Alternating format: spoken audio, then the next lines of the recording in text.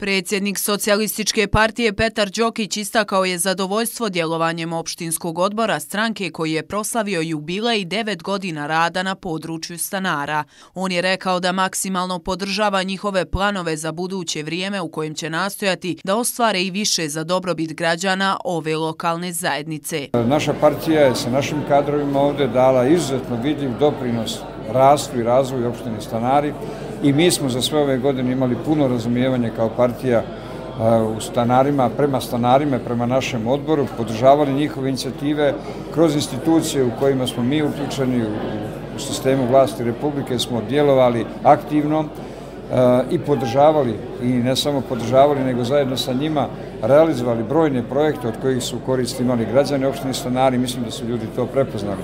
Naš odnos prema građanima Stanara je takav da pokazujemo maksimalnu solidarnost u svakoj situaciji u kojoj su bili i u budućem vremenu ćemo imati takav odnos. Iako mlad odbor sa svega 9 godina rada po rezultatima i načinu organizacije uspio je da se izdigne iz prosječnosti i bude jedan od najboljih, pohvalio je Đokić predstavnike partije u ovoj opštini. Među njima je i predsjednik odbora Denis Stevanović koji ističe da su kroz realizaciju projekata i uz saradnju sa republičkim kadrovima doprinijeli boljitku stanara sa više od 1 milion konvertibilnih maraka investicija. Koje su se ogledale u realizaciji projekata iz infrastrukture, utopljavanje škola, nabavka mehanizacije za lokalno komunalno preduzeće, zatim projekti preko Ministarstva porodice, omladine i sporta i ostalo. Na rođendan je održan prijem i sastanak na kojem su prisustvovali predsjednik izvršnog odbora socijalista Duško Milunović, potpredsjednik stranke Srđan Todorović, predsjednik regionalnog odbora Vedran Gligorić,